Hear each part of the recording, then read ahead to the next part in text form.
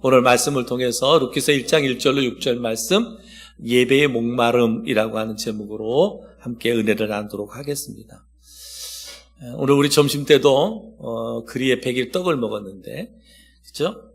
떡집에는 떡이 있어야 됩니다. 그죠? 떡집에는 떡이 있어야 되고, 떡집에 떡이 있다고 해서 손님들이 찾아오는 것은 아닙니다.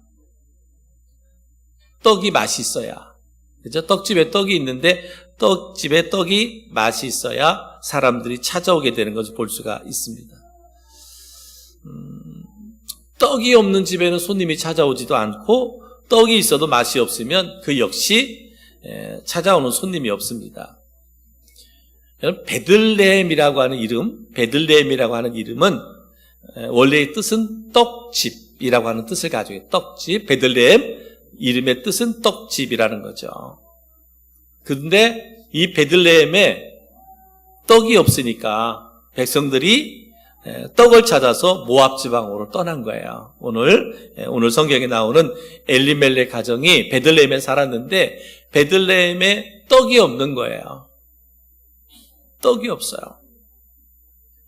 메말랐어요. 가물렀어요. 먹을 것이 없어요. 그래서 모압으로 갔습니다. 더 영적으로 표현해 본다면 베들레헴에 하나님의 말씀이 없었어요. 그래서 그들이 말씀을 찾아 떠난 것이 바로 모압이다. 여러분, 교회에 떡이 없으면 성도들이 떡을 찾아 세상으로 나아갑니다. 우리 교회는 육신의 떡이 그래도 주일날 많이 줍니다. 다음 주에도 떡이 예비되어져 있어요. 그러니까 육신의 떡도 참 많이 주는 교회인데, 근데 여러분, 교회에 떡이 없으면 성도들이 떡을 찾아 세상으로 나간다는 거예요. 그러니까 여기서 베들레헴은 교회를 떠나 모압이라고 하는 세상을 향해 가고 있는, 교회 안에 말씀이 없으면 성도들은 세상으로 나아갈 수밖에 없다. 교회 안에 복음이 없으면 성도들은 결국은 세상으로 나아갈 수밖에 없다. 떡을 찾아 모압으로 갔던 이 가정도 모압에서도 여전히 생활은 어렵고 힘들었어요. 모압에 가면 모든 어려움들, 베들레헴에서의 그 고난들, 이것이 해결될 줄 알았는데 모압에 가도 여전히 해결되지 않았습니다. 그래서 오늘 말씀 우리는 예배에 대한 목마름, 말씀에 대한 목마름이 있어야 된다라고 하는 것을 우리에게 도전하고 있습니다. 목마름이 있을 때, 그죠? 목마름이 있을 때 그곳에 말씀의 생수가 우리 가운데 공급되어진다. 예배에 대한 목마름, 말씀에 대한 목마름이 있을 때 우리의 메마름이, 공고함이 채워지는 역사가 있게 된다라고 하는 것이죠. 그래서 저는 오늘 우리 성도 한 사람 한 사람 그 예배에 대한 목마름, 말씀에 대한 목마름이 있어서 예배를 통해서 하나님의 임재, 그리고 하나님의 그 풍성함의 생명수가 우리 가운데 공급되는 은혜가 있기를 주님의 이름으로 축복합니다. 그래서 우리는 예배에 하나님의 임재를 간구해라. 예배 가운데 하나님의 임재를 간구해라. 10년 동안 기근에 시달리면서 식량이 없었던 베들레헴에 풍년이 들었어요. 풍년이 들었는데 그 이유를 보니까 하나님의 돌보심이 있었다라고 말씀하고 있습니다. 룻기서 1장 6절에 보니까 그 여인이 모압 지방에서 여호와께서 자기 백성을 돌보시사 그들에게 양식을 주셨다함을 듣고 이에 두 며느리와 함께 일어나 모압 지방에서 돌아오려 하여 그랬어요. 엘리멜렉의 가정이 모압으로 떠났는데 모압에서 남편도 죽고 두 아들도 죽고 이제 이방인 며느리만 남았어요. 그래서 룻이 소문을 들었는데 베들레헴 땅에 하나님이 돌보시사 그들에게 양식이 주어졌다 이렇게 말하고 있어요. 양식이 주어졌다. 그렇죠? 지금 베들레헴 땅에 하나님의 말씀이 그들 가운데 주어졌다라고 말씀하고 있습니다. 바로 하나님의 돌보심은 하나님의 임재를 말합니다. 하나님의 임재. 그러니까 베들레헴 땅에 지금 10년 만에 룻이 듣기를 하나님의 임재가 베들레헴 땅에 임하였다라고 하는 소리를 듣게 됐습니다. 사랑하는 성도 여러분, 하나님의 임재가 임하면 어떤 역사가 일어나느냐? 아브라함이 100세 때 자녀를 얻게 되는 축복이 주어지는, 기근이 있는 땅에 양식이 있게 됩니다. 죽어있는 마른 뼈들이 살아납니다. 홍해가 갈라지고 요단강이 말라 건널 수 있게 됩니다. 여리고성이 무너집니다.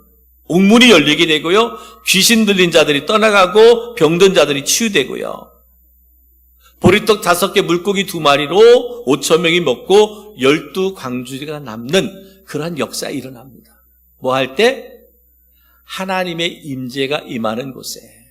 그래서 우리가 예배 가운데 하나님의 임재를 우리가 기도해라, 간구해라.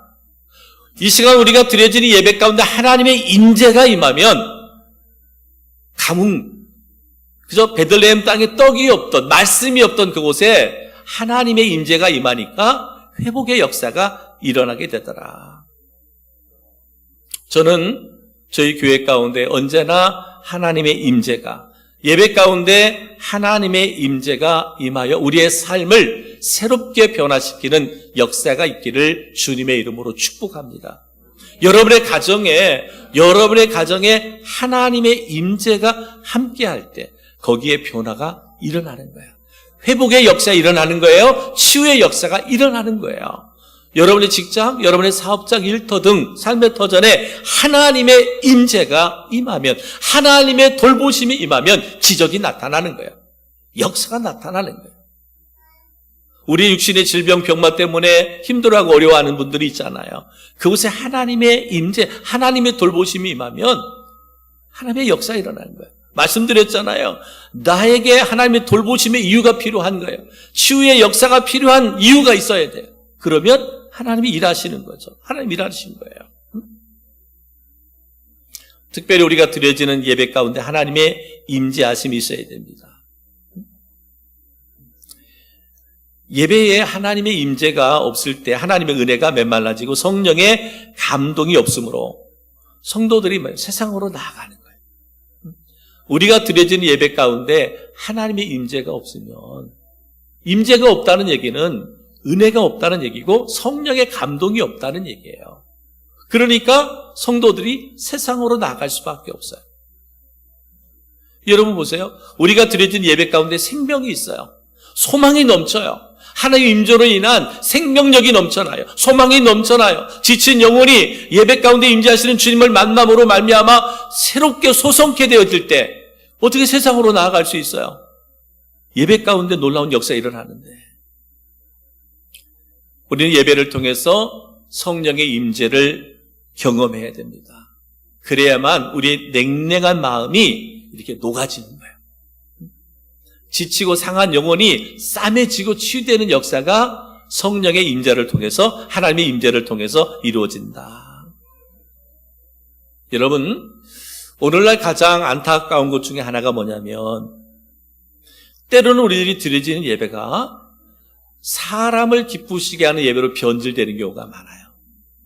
사람을 기쁘시게 하는, 다르게 표현하면 사람이 중심이 되는 예배로 변질돼 버렸어요. 그러면 안 되죠. 어떠한 예배라도 예배의 중심은 하나님이시죠. 하나님의 영광이 함께하는 예배가 되어야 됩니다. 근데 그게 아니고 사람이 중심이 되고 사람을 기쁘시게 하는 예배로 변질되면 안 된다. 언제나 예배는 하나님이 중심이 되고 하나님께 영광이 되는 예배, 하나님을 위한 예배가 되어져야 된다. 그곳에 하나님의 임재가 임하는 것이고, 하나님의 임재가 임하는 곳에 회복과 치유와 능력과 변화들이 나타나는 거예요. 사랑하는 성도 여러분, 저희 교회에서 드려지는 모든 예배가 언제나 사람을 기쁘시게 하는 예배가 아니라 하나님께만 영광이 되어지는 예배가 드려지기를 주의 이름으로 축복합니다. 거기에 생명이 솟아나는 거예요. 네? 생명이 주어지는 거예요. 하나님의 능력이 주어지는 거예요. 하나님의 임재를 사모하는 모든 예배자들이 되기를 우리 주님의 이름으로 축복합니다. 또 하나는 뭐냐? 바로 하나님의 불을 사모해라. 하나님의 불을 사모해라. 엘리야 선지자가 갈멜산에서 바알의 선지자들과 영적 싸움을 싸울 때 엘리야가 하나님께 기도합니다. 하나님 응답해 주십시오. 하나님 불로서 응답해 주십시오. 간절히 부르짖는 그런 기도를 드렸습니다. 열왕기상 18장 37절 여호와여 내게 응답하소서, 내게 응답하소서. 이 백성에게 주 여호와는 하나님이신 것과 주는 그들의 마음을 되도록히심을 알게 하옵소서 하매 이에 여호와의 불이 내려서 번제물과 나무와 돌과 흙을 태우고 또 도랑의 물을 핥은지라 라고 말합니다. 여호와여 응답하소서, 여호와여 응답하소서. 바알의 선지자 850명들이 아무리 외쳐 소리질러 기도해도, 자기들의 몸을 찢으면서 기도해도 죽은 신이 어떻게 응답할 수 있어요? 죽은 신은 어떻게 응답할 수 없어요. 그런데 엘리야는 살아계신 하나님 앞에 기도하잖아요. 여호와여 내게 응답하소서, 여호와여 내게 응답하소서. 이 백성들에게 주 여호와 하나님, 하나님이 주인 되신 것을 알게 하옵소서. 모든 것의 주인 되심을 알게 하옵소서. 그렇게 기도하였더니 하나님의 불이 임하여 그 제단을 태우는 놀라운 역사가 있었습니다. 그렇습니다. 우리가 하나님 앞에 불을 사모해야 돼요. 하나님의 그 성령의 역사를 늘 사모하는 우리 성도들이 되어야 돼요. 교회가 되어야 돼요. 예배가 되어야 된다 이 말입니다. 그럼 엘리야가 응답하소서 응답하소서 할 때 그냥 무조건 응답해달라고만 소리쳤느냐? 아닙니다. 엘리야는요 하나님의 약속을 붙잡고 기도했어요. 맹목적으로 하나님 불을 내려주세요, 불을 내려주세요가 아니라 엘리야는 하나님의 약속을 믿고 기도했습니다. 열왕기상 18장 1절에 보면 많은 날이 지나고 제3년에 여호와의 말씀이 엘리야가 임하여 이르시되 너는 가서 아합에게 보이라. 내가 비를 지면에 내리리라. 이 말씀을 주셨어요. 하나님이 엘리야에게 내가 비를 지면에 내리리라. 지금 이때는 뭐예요? 3년 6개월 동안 비가 내리지 않은 그때였단 말이에요. 그런데 내가 비를 내리리라 하는 하나님의 약속의 말씀을 붙잡았어요. 그 말씀을 붙잡고 간절히 기도하고 하나님이 응답해 주신다. 그러니까 우리가 여러분 기도할 때 맹목적으로 기도하지 말고 하나님께서 우리 각자가 주신 약속의 말씀이 있어요. 그 약속의 말씀을 붙잡고 기도해라. 그러면 반드시 하나님이 응답하신다 하는 거죠. 그리고 뭐예요? 두 번째는 엘리야의 기도의 특징은 뭐냐면 응답을 믿었잖아요. 응답을 믿었다면 선포하며 기도해라. 응답된 다음에 얘기하는 것이 아니라 응답을 믿는다면, 하나님의 응답하심을 믿는다면 선포하며 기도하라. 엘리야는 비가 올 징조가 없었음에도 불구하고 아합 왕에게 큰 비의 소리가 있나이다라고 선포했어요. 왕에게 선포하는 거예요. 지금 비 올 징조는 하나도 보여지지 않아. 근데 하나님께서 분명히 약속하셨잖아요. 내가 비를 지면에 내리리라. 약속의 말씀을 주셨어요. 그러니까 뭐예요? 선포하는 거예요. 아이고, 내가 얘기하고 선포하고 나서 비 안 오면 어떻게 해야지? 왕이 나 죽이지 않을까? 왕을 두려워하는 것보다 그것이 성취되지 않아서 내가 왕으로부터 미움받거나 죽임을 당할까? 이 두려움보다는 하나님의 약속을 신뢰했어요. 그러니까 뭐예요? 선포한 거예요. 열왕기상 18장 41절에 이렇게 말합니다. 엘리야가 아합에게 이르되 올라가서 먹고 마시소서 큰 비 소리가 있나이다. 상황을 보면, 환경을 보면 비 올 만한 징조가 하나도 보여지지 않아. 그런데 엘리야에게는 보여지는 거예요. 왜? 하나님이 약속하셨으니까. 약속의 말씀을 신뢰하니까. 그리고 그렇게 응답됨을 믿었으니까 선포하는 거예요. 아합 왕에게. 올라가서 먹고 마시소서 큰 비의 소리가 들리나이다. 믿음으로 하나님의 응답을 확신하며 기도했습니다. 바로 이러한 믿음은 기도의 능력을 더욱더 강하게 하는 거죠. 믿음의 기도. 의심하지 않고 염려하지 않고 두려워하지 않고 하나님의 약속의 말씀을 믿기에 선포하며 기도했어요. 사랑하는 성도 여러분, 여러분에게도 마찬가지입니다. 하나님의 약속의 말씀을 주셨다면 그 약속의 말씀의 응답을 믿는다면 선포하며 기도하십시오. 이것은 믿음 없는 사람은 할 수가 없는 일이죠. 하나님에 대한 절대의 믿음을 가질 때 우리가 선포하며 기도할 수 있는 거죠.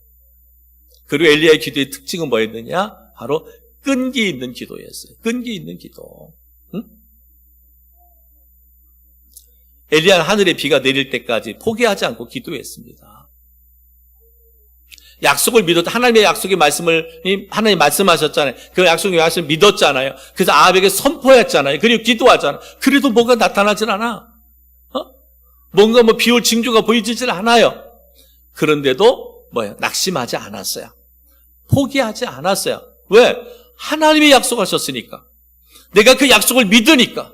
그리고 약속을 믿고 선포하며 기도했기 때문에 더딘다 할지라도 반드시 이루어진다는 믿음이 있기 때문에 그는 끈기 있게 기도했습니다. 그는 종에게요, 바다를 보고 바라보라고 7번이나 명령하며 끝까지 하나님의 응답을 기다렸어요. 야, 어디 바다 쪽에서 무슨 징조가 나타나지 않냐? 어떤 구름이라도 나오지 않냐? 7번씩이나 종에게 이야기를 했습니다. 바로 기도의 끈기죠. 당장 내가 생각하고 내가 계획하고 했던 그 시간대에 응답되지 않아도 포기하지 않고 끝까지 하나님의 약속을 신뢰하고 끈기 있는 기도를 드린 거죠. 하나님의 불이 임해서 나의 옛 사람을 태우고 옛 성품을 태우고 나의 죄성을 모두 태우는 역사를 기대하며 그렇게 기도하시는 거예요. 성령의 불이, 하나님의 불이 임하여 나의 옛사람, 옛 성품, 나의 죄성 모든 것을 태울 수 있도록 기도하는 거죠. 시편 143편 6절에 보면 이렇게 말합니다. 주를 향하여 손을 펴고 내 영혼이 마른 땅같이 주를 사모하나이다. 간절히 고백하고 있을 때 하나님의 임재가 그들 가운데 임했음을 볼 수가 있습니다. 사랑하는 성도 여러분, 혹이라도 우리의 삶이 영적 기근에 빠져 있습니까? 하나님의 말씀을 듣지 못하고 하나님의 임재를 경험하지 못하는 영적 기근 속에 살아가고 있지는 않습니까? 영적 확신과 기쁨이 없이 예배드리고 기도하고 찬양하고 봉사하고 있지는 않습니까? 하나님의 임재를 간절히 사모함으로 기도하시기를 바랍니다. 오직 하나님 앞에 부르짖고 하나님 앞에 눈물을 흘리며 기도하여 하나님의 임재를 경험할 수 있습니다. 하나님의 임재가 우리 가운데 임하면 나는 변화되게 돼 있어요. 내 삶은 변화되는 거예요. 여러분, 떡집에 떡이 없으면 사람들이 오지 않는다 그랬잖아요. 떡집에 떡이 있어도 떡이 맛이 없으면 사람들이 오지 않는다 그랬어요. 여러분, 교회 안에는 생명의 떡이 있어야 되죠. 그죠? 생명의 떡, 예수 그리스도, 복음이 교회 안에 중심이 되어져야 됩니다. 살아있는 생명의 말씀이 선포되어지면 거기에 여호와의 임재가 임하는 곳에는 영혼들이 몰려들게 되어 있습니다. 왜냐하면 거기에 생명이 있기 때문에 그렇습니다. 거기에는 변화가 있기 때문에 그렇습니다. 그렇다고 보면 먼저는 내가 그리스도 안에서 성령의 하나님의 임재를 경험하고 내가 변화되는 삶을 사는 것뿐만 아니라 이제는 세상의 어둠 속에 방황하고 있는 영혼들, 지쳐있는 영혼들, 어찌할 바를 몰라 공고해 있는 영혼들, 그들이 교회로 나올 수 있도록, 주님께로 나올 수 있도록, 영혼이 메마르고 공고한 자들이 하나님의 임재 앞에서 새롭게 소성케 되어지는 역사가 일어날 수 있도록, 먼저는 내가 하나님의 임재를 경험하며 내 삶의 변화가 일어날 때 내 주변의 사람들 또한 이런 변화들을 경험하게 될 것입니다. 이런 역사가 우리 모두에게 있어지기를 주님의 이름으로 축복합니다. 또한 우리가 드려지는 예배는 어떤 예배가 드려져야 되느냐? 두 번째 하나님의 불을 사모하라 그랬잖아요. 세 번째는 뭐냐면 희생과 감사로 드려지는 예배이어야 된다. 희생과 감사. 내가 원하는 예배가 아니라 내가 바라는 예배가 아니라 하나님이 기뻐하는 예배를 드려야 된다 그랬는데, 하나님이 기뻐하는 예배는 뭐냐? 한 여인이 값비싼 옥합을 깨뜨리는 희생이 필요합니다. 희생이 필요하죠. 우리가 내 시간을 드리는 희생이 필요하죠. 내 몸을 드리는 희생이 필요합니다. 나의 재능을 드리는 희생이 필요합니다. 나의 물질을 드리는 희생이 필요합니다. 모든 예배에는 희생이 따르죠. 그러니까 구약의 제사는 어땠어요? 번제물을 잡아서 반드시 드렸잖아요. 번제물을 드렸어요. 그 희생 제물이잖아요. 희생 제물. 예수님이 완전한 예배가 되시기 위해서 예수님이 당신이 뭐야? 완전한 희생 제물이 되셨잖아요. 십자가에 달려 죽으신 것이 희생의 제물이었어요. 바로 온전한 예배가 되려면 희생이 있어져야 된다. 희생이 있어져야 된다. 나의 가장 소중하고 가치 있는 것들을 주님 앞에 드리기 시작할 때 우리 예배를 통해서 하나님의 임재를 우리가 경험하게 된다. 나를 희생하고 또한 내가 감사하게 될 때, 내가 감사하게 될 때 거기에 하나님의 임재가 있다. 가인과 아벨의 예배의 차이는 감사가 있는가, 믿음의 예배를 드렸는가, 이 두 차이였어요. 가인과 아벨의 예배, 동일한 예배를 드렸잖아요. 감사가 있었느냐, 믿음이 있었느냐. 그러니까 오늘날 우리가 드려진 예배에도 뭐가요? 감사가 있느냐, 믿음이 있느냐, 희생이 있느냐. 하나님 이걸 보시는 거예요. 하나님 이걸 보시는 거예요. 바로 우리가 예배의 목마름이 있는 사람들은 이와 같이 나를 희생할 수 있어야 돼요. 나를 희생할 수 있어야 돼요. 감사가 있어야 돼요. 믿음이 있어야 돼요. 그래야만 그곳에 하나님의 임재가 예배 가운데 임한다. 그래서 하나님을 향한 예배는 늘 우리가 배고파야 돼요. 목마름이 있어야 돼요. 사모함이 있어야 돼요. 우리가 교회로 발걸음을 내디딜 때마다 오늘도 예배 가운데 임하시는 하나님에 대한 기대, 소망, 사모함, 갈급함, 배고픔, 목마름이 있어야 그곳에 하나님의 임재가 넘쳐나게 된다라고 말씀하고 있습니다. 사랑하는 성도 여러분, 바로 예배의 목마름은 하나님의 임재를 간구하는 것이고 하나님의 불을 사모하는 것이고 그리고 희생과 감사로 드려지는 것이 올바른 예배의 목마름이다라고 말씀하고 있습니다. 그러면서 엘리야의 기도, 예배의 목마름 가운데 엘리야의 기도에 대해서 세 가지로 말씀했습니다. 약속의 말씀을 믿고 기도해라. 약속의 말씀을 믿고 기도해라. 그리고 응답을 믿고 선포하며 기도해라.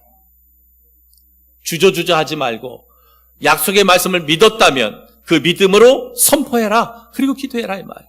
아합에게 가서 먹고 마시라. 하나님이 비를 내리시겠다. 선포하는 거예요. 그리고 끈기 있게 기도하는 거예요. 그곳에 하나님의 응답의 역사가 있게 된다라고 말하고 있습니다. 사랑하는 성도 여러분, 저는 우리 성도들 한 사람 한 사람이 예배의 승리자가 되기를 주의 이름으로 축복합니다. 예배 목마른 여러분에게 하나님의 임재하심이 오늘도 충만하게 임하여 나를 변화시키고 내 삶을 변화시켜서 정말 온전한 그리스도인으로 이 땅에 빛을 발하고 향기를 바라며 선한 영향력을 끼치는 그런 성도들로 세워져 갈 수 있기를 주님의 이름으로 축복합니다.